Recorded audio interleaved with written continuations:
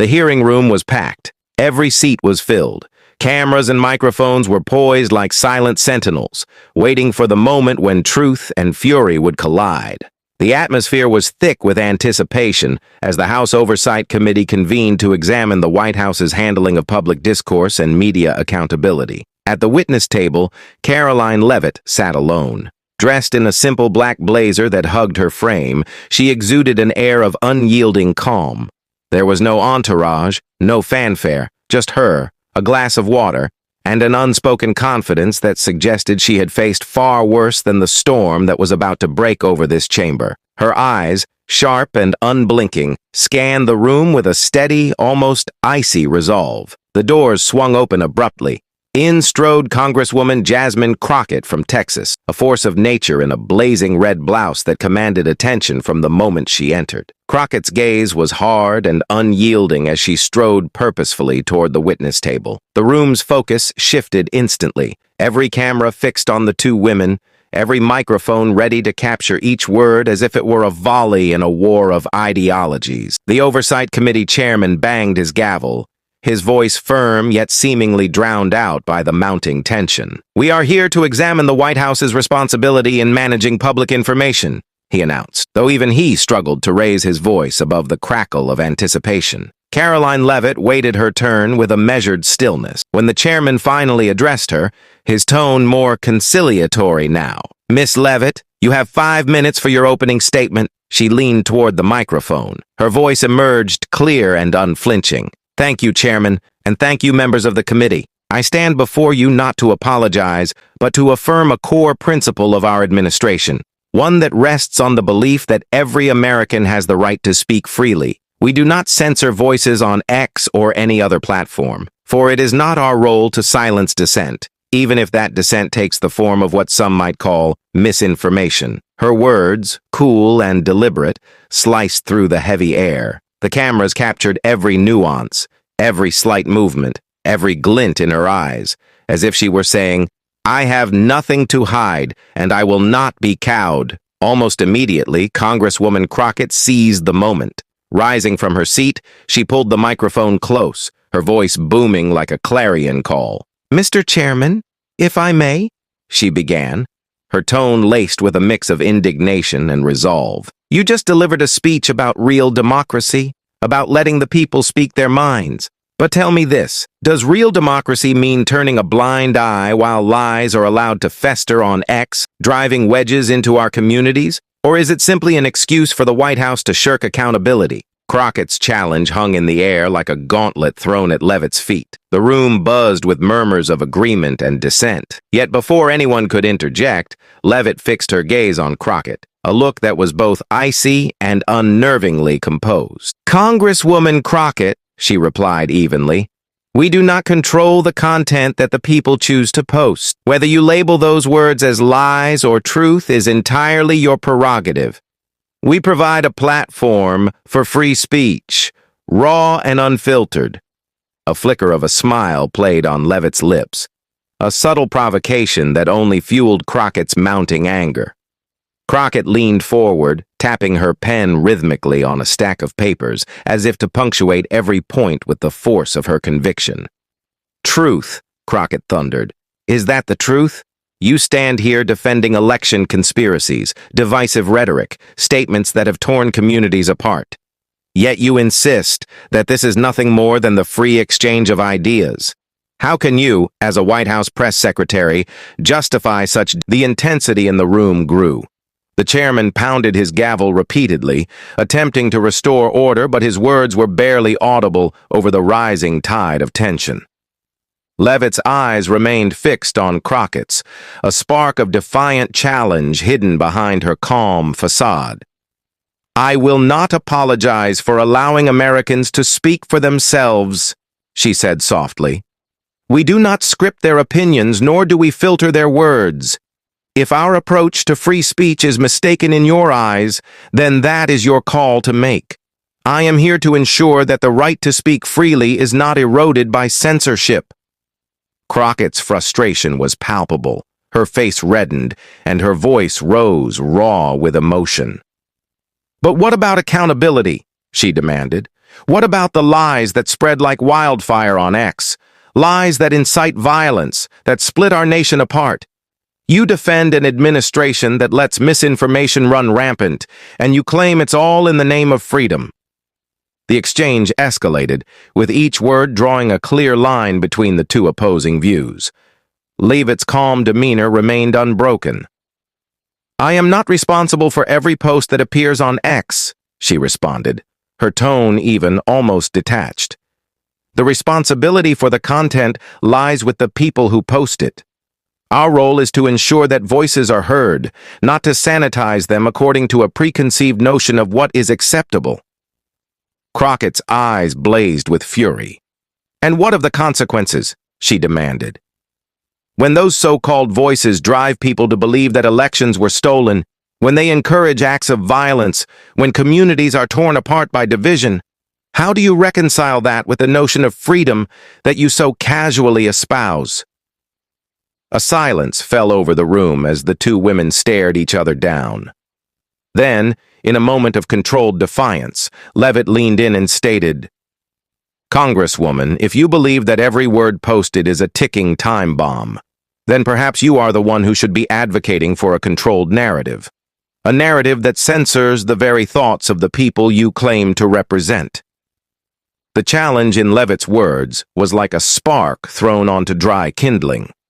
Crockett's hand struck the table with a resounding bang, her frustration morphing into explosive anger. "You dare suggest that I want to control what people say?" she roared. "I stand for truth and accountability. I will not sit by while your inaction allows dangerous lies to fester and grow.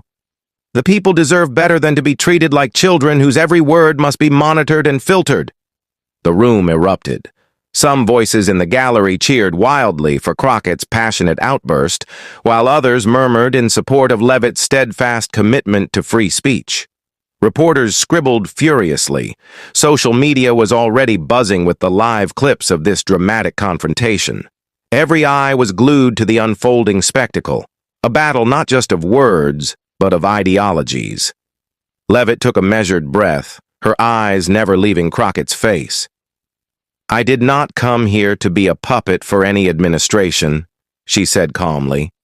"I speak because I believe that free speech, even when it is messy, raw, and sometimes dangerous, is the foundation of our democracy. I will not apologize for letting Americans decide what they believe.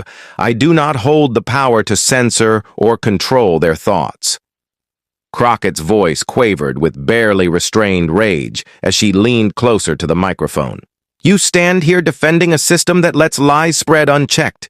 You defend an approach that has already cost communities dearly. And you, by your very inaction, are complicit in the chaos that threatens to tear our country." The tension in the room was so thick that even the occasional murmur from the gallery seemed to punctuate the gravity of Crockett's words. For a moment, it seemed as if time had slowed. Every second was laden with the weight of history. Every word a potential spark for a greater conflagration. Karoline Leavitt's response was measured and deliberate. "The truth," she said softly, "is that the people are not objects to be molded by the government. They have the right to speak, to share their views, even if those views sometimes contradict what you believe is right. If you would impose your own version of truth by filtering every word, then you are not defending free speech. You are controlling it." At that moment, Crockett's frustration boiled over. She slammed her hand down on the table once more, the sound echoing like a battle cry through the chamber. "I demand accountability," she shouted. "I demand that you take responsibility for the lies that are poisoning our public discourse. I will not allow you to hide behind the pretense of freedom while our country descends into chaos." Leavitt's eyes narrowed slightly, but her voice remained unflinching. "I will not hide behind anything," she replied coolly. "I stand here as the youngest press secretary in history, not as someone who manipulates the narrative for political gain. I simply believe that the people, despite the chaos that sometimes ensues, must be trusted to decide for themselves. If that trust is misplaced, then the fault lies not with the freedom to speak, but with those who choose to distort it. The clash of ideals grew ever more intense.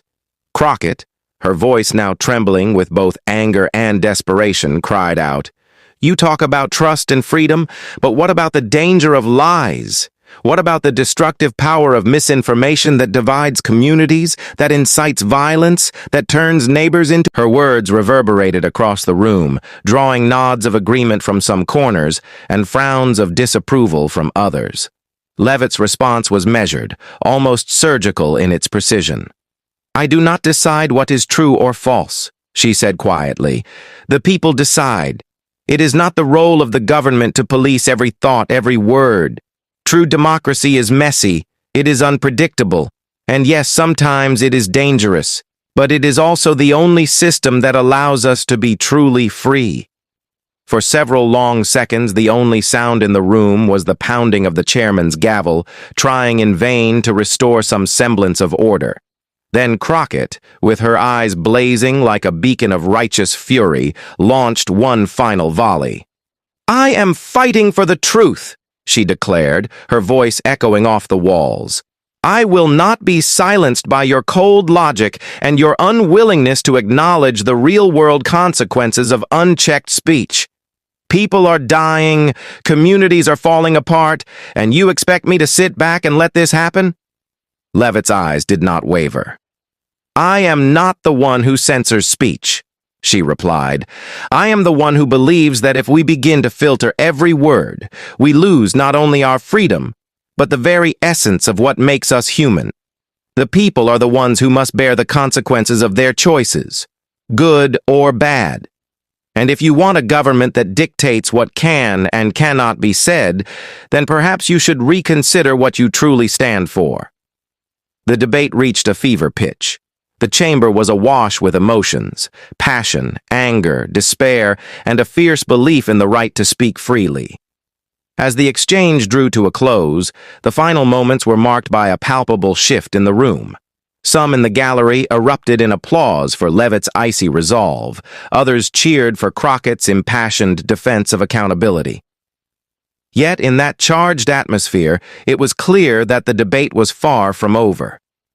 After a long, tense silence, Leavitt spoke once more, her voice soft but carrying the weight of finality. "I did not come here to please anyone," she said.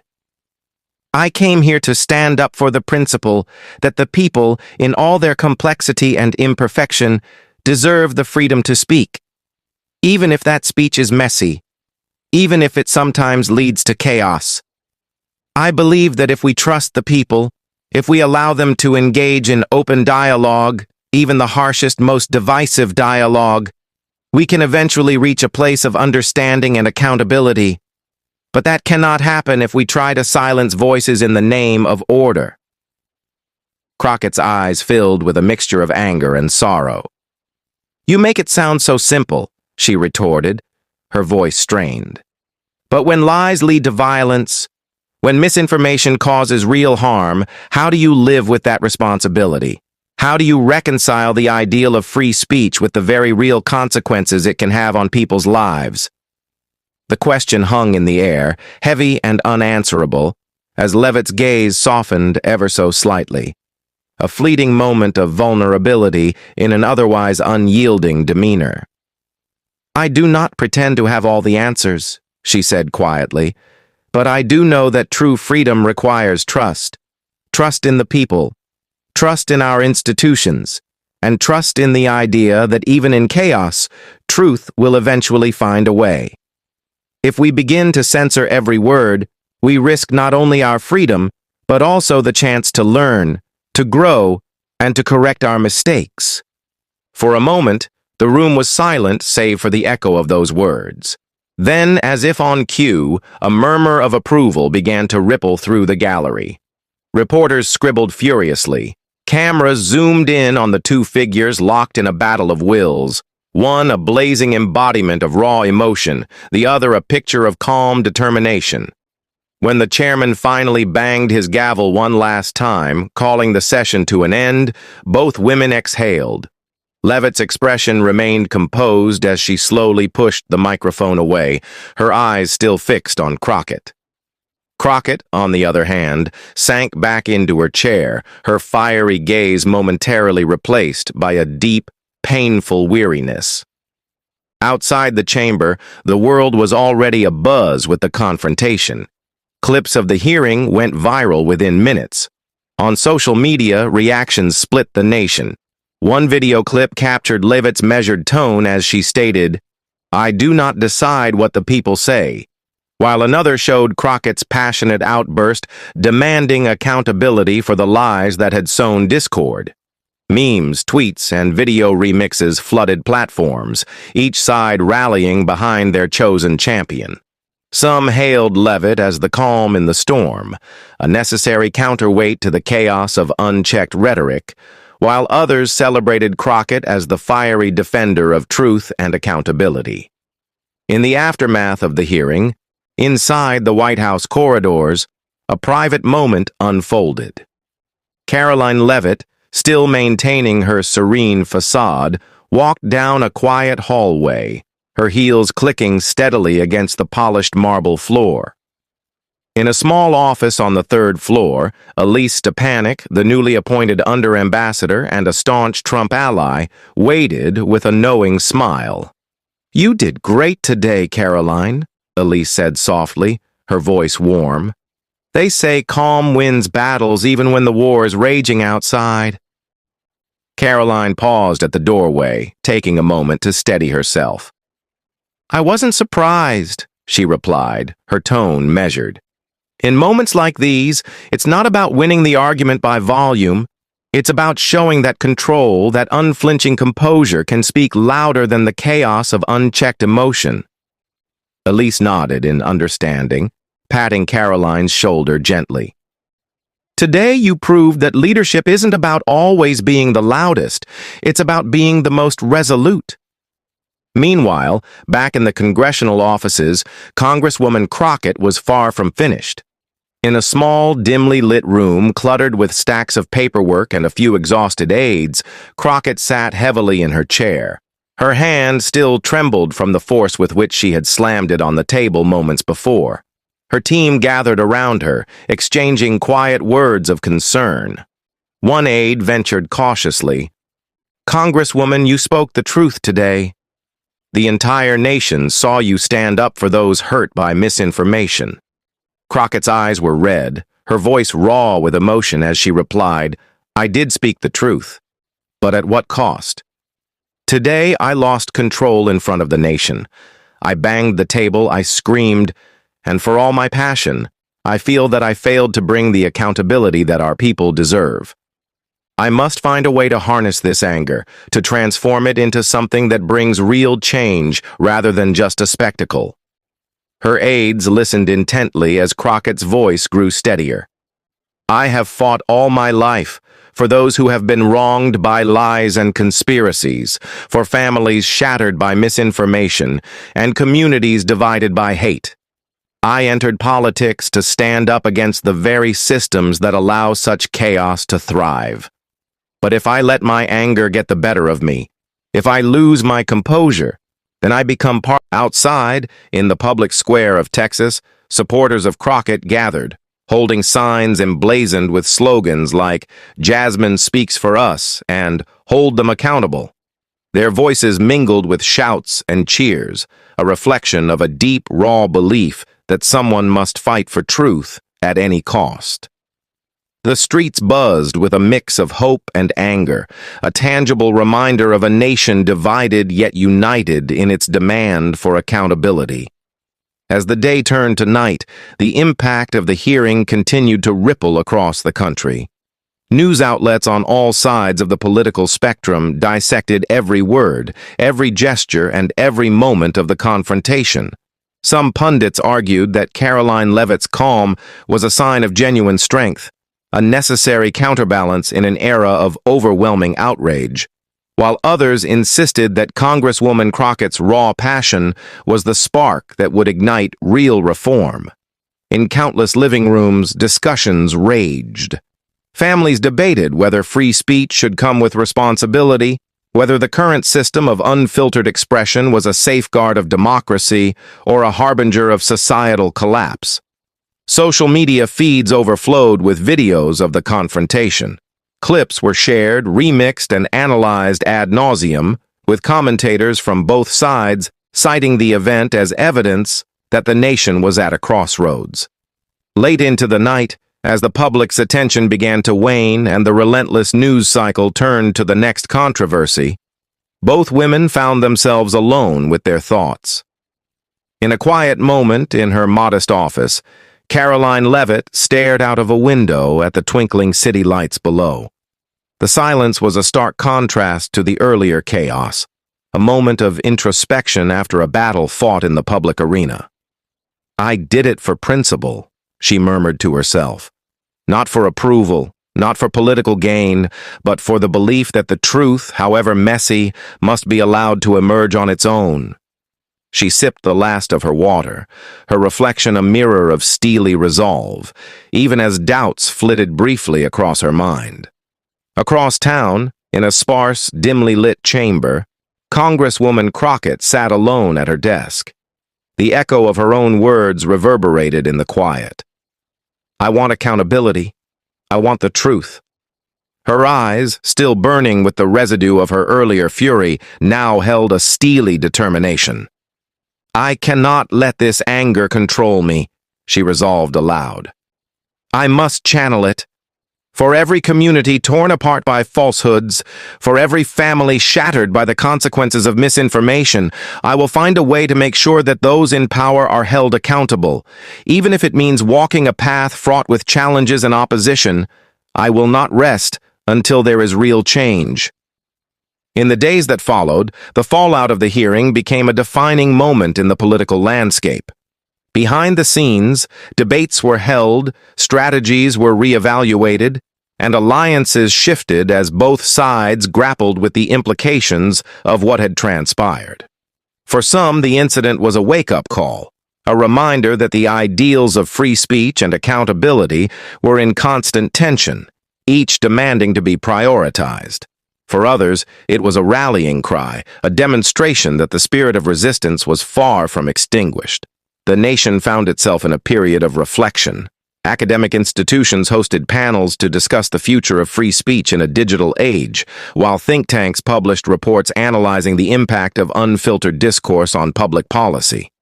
Social media influencers, podcasters, and independent journalists each weighed in, some lauding Leavitt's ability to maintain composure under fire, others condemning her perceived indifference to the dangers of misinformation. The dialogue was complex, nuanced, and at times painful. For Karoline Leavitt, the hearing was not just an isolated event, it was a symbol of the challenges facing modern governance. In interviews with several media outlets, she maintained her stance. "I am not here to shape opinions," she explained in one measured tone.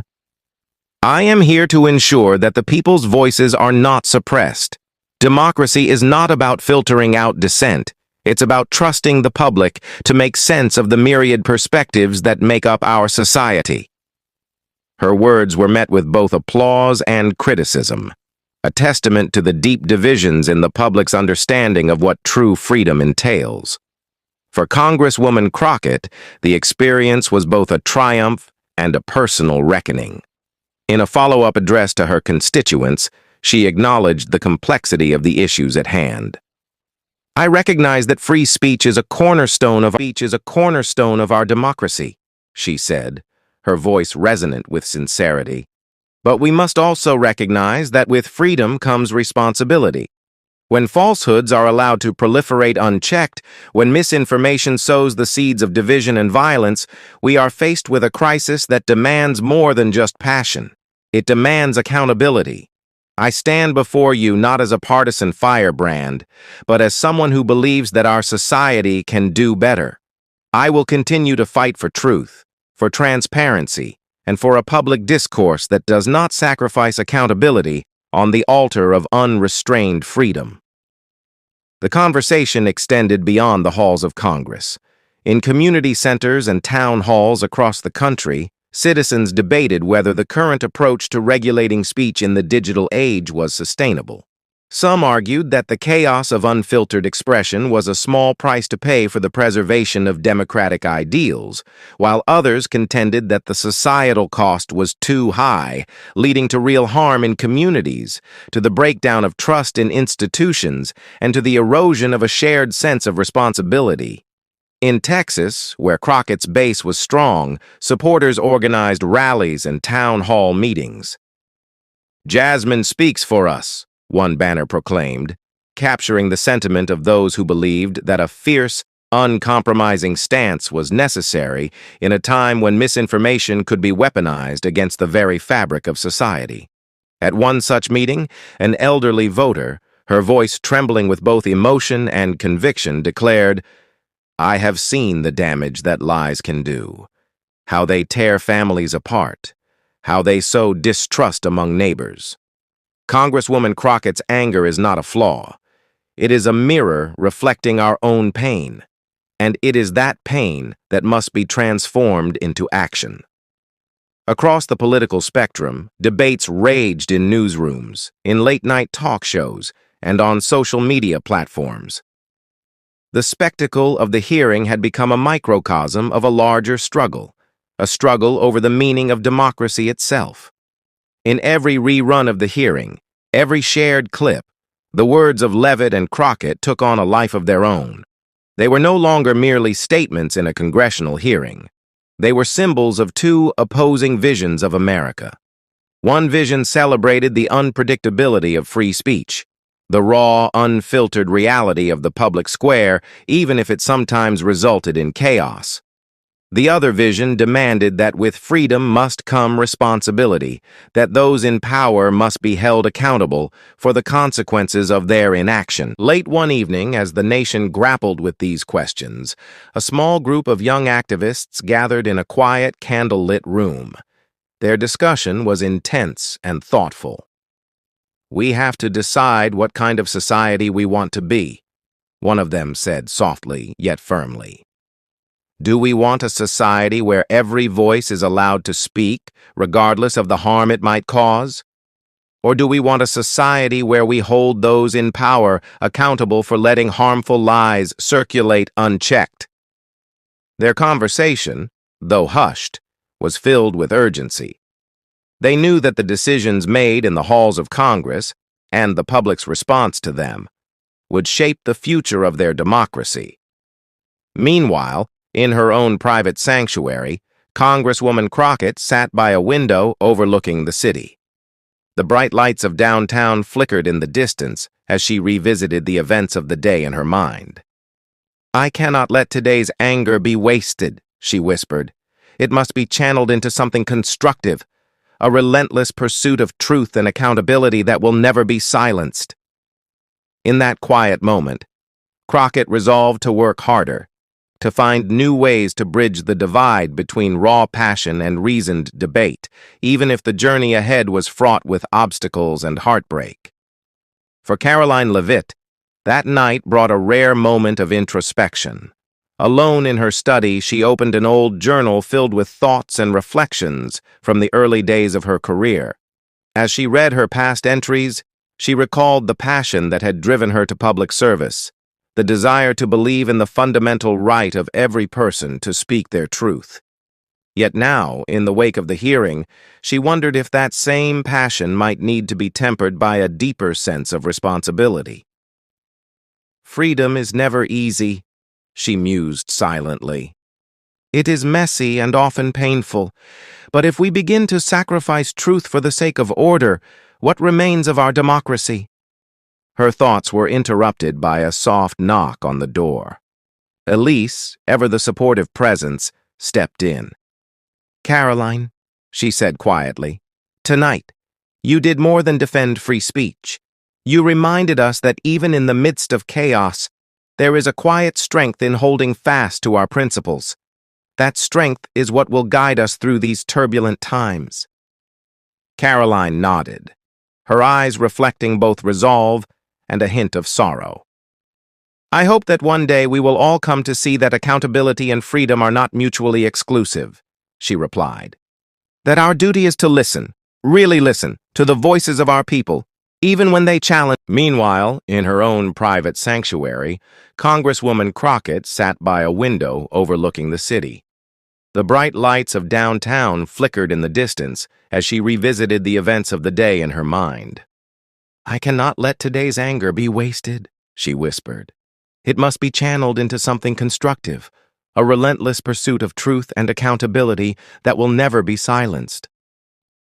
In that quiet moment, Crockett resolved to work harder, to find new ways to bridge the divide between raw passion and reasoned debate, even if the journey ahead was fraught with obstacles and heartbreak. As the days turned into weeks, the impact of that dramatic hearing continued to ripple through every corner of the nation. Both Karoline Leavitt and Jasmine Crockett became subjects of endless analysis and debate. Opinion pieces, editorials, and think tank reports dissected their every word. Some praised Leavitt's unwavering calm as the embodiment of leadership in turbulent times, while others condemned her for what they saw as an abdication of moral responsibility. Similarly, Crockett's passionate outbursts were hailed by some as a necessary call to arms, and by others as a loss of the measured approach that is essential for effecting change. In televised debates and panel discussions, pundits on every network argued fiercely. "The real battle," one commentator asserted, "is not between two women in a hearing room. It is between a system that fears the chaos of free speech and one that believes in the messy, sometimes painful process of democracy." The words echoed across living rooms, influencing how people thought about the future of public discourse in an era dominated by digital platforms and divisive narratives. Late one evening, a prominent radio show host invited both women to join a special segment on national accountability. The conversation was intense, raw, and unfiltered, a microcosm of the debate that had already rocked the nation. In a tone that was both conciliatory and challenging, the host asked Leavitt, "Do you truly believe that in allowing every voice, no matter how dangerous, we are safeguarding our democracy?" Leavitt's answer was measured. "I believe that if we start filtering every opinion, we risk losing the very essence of what makes us free. The challenge is not in suppressing voices, but in educating our citizens so they can discern truth from falsehood on their own." Crockett, on the other side of the conversation, countered passionately, "But when unchecked lies lead to real harm, when they drive people to commit violence or undermine the very foundations of our elections, can we really afford to sit back and watch? Freedom is not an excuse for inaction. It is a call to hold those who benefit from that freedom accountable for its consequences." The dialogue continued for over an hour, with each woman defending her ideals while acknowledging the complexities inherent in a society defined by both unbridled freedom and the need for accountability. It was a conversation that neither side fully resolved, yet both left the studio with a deeper understanding of the profound challenges facing modern democracy. In the end, the legacy of that fateful hearing was not measured solely by who won the debate, but by the way it forced a nation to confront the delicate balance between free expression and responsible stewardship of public discourse. It was a reminder that, in a democracy, even the fiercest battles, whether fought with words or actions, are part of a larger, ongoing struggle to define what. And so, as the nation continued to grapple with the implications of that dramatic day, the story of Karoline Leavitt and Jasmine Crockett remained etched in public memory.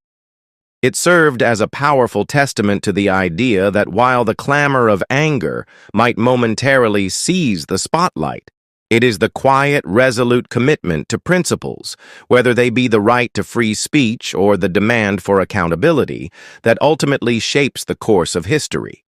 In the echo of those heated exchanges, the message was clear. Democracy is messy.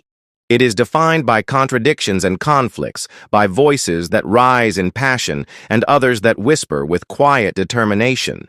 And in that cacophony, every voice matters. even when it challenges the status quo, even when it disrupts the narrative that those in power have long taken for granted. As the final days of the hearing receded into memory, the country was left with an enduring question. In an era where information flows freely and every voice can be amplified or silenced with a single tweet, how do we ensure that the truth is not lost in the noise? The answer, it seemed, lay not in the suppression of ideas, but in a renewed commitment to dialogue, to critical engagement, and to the understanding that even in chaos, there is a chance for truth to emerge. For Karoline Leavitt, that chance was a reaffirmation of her belief in the resilience of democracy. For Congresswoman Crockett, it was a challenge, a call to harness her passion into a force for real, transformative change. And for the nation as a whole, it was a moment of reckoning, a reminder that the battle for truth and accountability is never over, but is instead a continuous, evolving struggle that defines the very essence of what it means